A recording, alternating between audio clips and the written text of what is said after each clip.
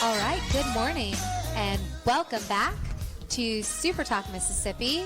This is the Paul Gallo Show. I'm Mandy Gunasekara. We've got Lance and Jackson, and we are coming to you live from the Oxford Conference Center. I'm here at the 23rd Annual Banking and Finance Symposium. Things are really starting to kick into high gear. They've had registration. Folks are trickling in. There is a lot of excitement, and I'm very excited about our next guest joining us. We have Mayor of Oxford, Robyn Tannehill, here with us. Thank you. I'm always excited to get to visit with you. Yeah, I know. Well, we'll have to do this outside of just the interviews. I feel like I always get to talk with you before we have big, great events here at the conference center. Well, we are thrilled to have this group in town. It's an annual conference that we look forward to. Yeah, well, and you know, it's not the only big thing going on this weekend. But before we shift to other big things you've been preparing for this weekend, tell us a little bit more about what does it mean to Oxford to having events like this here with the university, here at the conference center? What does it mean for our little town, Oxford? Well, it is a huge economic impact. You know, conferences like this have a far reach because we're going to get some weeknight hotel rooms that it's not just the weekend. We are going to get a lot of folks who are going to spend some time shopping on the square and eating in the restaurants. Hopefully some of them are going to stay over for the weekend. But, you know, it goes as far as just filling up with a tank of gas, you know, as they're headed back out of town. So partnerships with the university are so critical for us. Our town and gown relationship is critical, and it's wonderful. We are beneficiaries of wonderful things like this banking and finance convention. Yeah, and I think the relationship between the town and the university, it truly has been a recipe for Oxford's success, for recent growth, economic development, even when that hasn't necessarily been the case all across the country. I do think in recent years Oxford has seen a boom, and obviously that stems from leadership at the top, but also in investment and genuine engagement in these strategic relationships here at the school, and then being able to support actions like the symposium we're here today. That's right. You know, the university is such a great partner, and we are hand in hand trying to look towards the future and knowing the growth that's coming. We're trying to be proactive and planning ahead so that we have the needed infrastructure in place. You know, I laugh all the time. People say, what keeps you up at night? I'm like, the 300,000 people that'll be here for the football game and them all being able to flush the toilet. And those are the things that keep me up at night. But truly, if it weren't for Ole Miss, Oxford, Mississippi would be any small town, you know, and so it is. We certainly succeed together, and we're challenged together. And growth is a challenge, but we're facing it together and figuring out ways to make good on what we're selling. I will say that all of us appreciate the little things that keep you up at night, so that when we're either here or we know that there's a lot of folks coming into town, things continue to run smoothly. Now, are you going to be speaking today at the symposium? I'm not. No, we've got SEC Nation coming in town today, and Barstool. I'm actually doing an interview with Dave Portnoy this afternoon for Barstool, so that ought to be fun. Yeah, that'll be exciting. Well, folks will have to tune into that, and it's always a special game when we have SEC Nation. That's right. Is he bringing you some pizza? That's right. Well, you know, we'll see what he rates it before there you go. we decide. That's right. One bite, you know the rules. Maybe you should bring some pizza and be like, I need you to check this one out. Exactly. We've got some good pizza to choose from in Oxford, that's for sure. Yeah, that's true. That's exactly right. Well, let's shift a little bit, talking about those other big events that are occurring. It's a big weekend here. That's Georgia. It is. It's a huge weekend for us. What are the projections of how many folks we think are coming? Well, you know, one thing that we have learned by tracking visitors, you know, we have a tracking company now that gives us real time numbers, and what we have learned is that game time affects crowd and economic impact more than the opponent. So we haven't had a 2:30 game yet, so I'll be anxious to see with this new tracking what a 2:30 game looks like numbers-wise and economic impact-wise.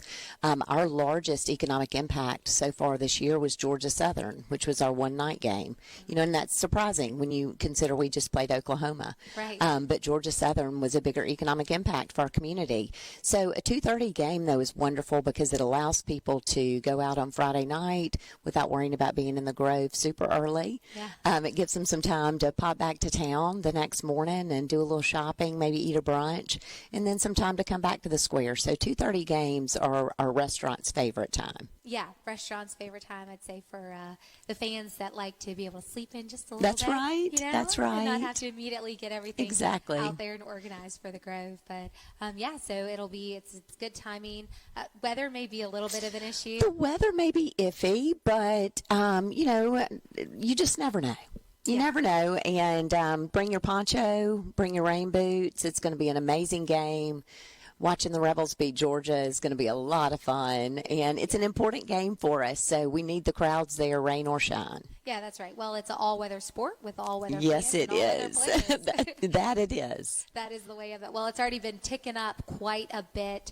Lance was rightfully joking whether or not you've been out there directing traffic, but I'll say this: there's been some serious recent infrastructure investments going on around the town. Including down University.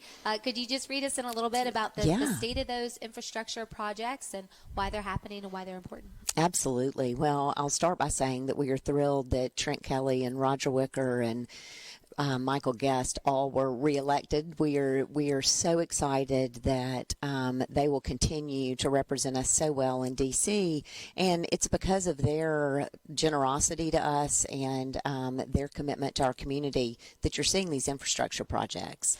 We have at University Avenue, shockingly, 2 more roundabouts coming. We do love a roundabout, but that is that's right. That has been our biggest transportation priority is University Avenue at Highway 7. And so it's going to take 18 months because we've got to keep it open the whole time that we're doing the construction. And so, a lot of people have said, why in the world would you start this during a football season? Well, we're going to do it through 2 football seasons. So it is, progress is a pain. Yes. Progress is a pain.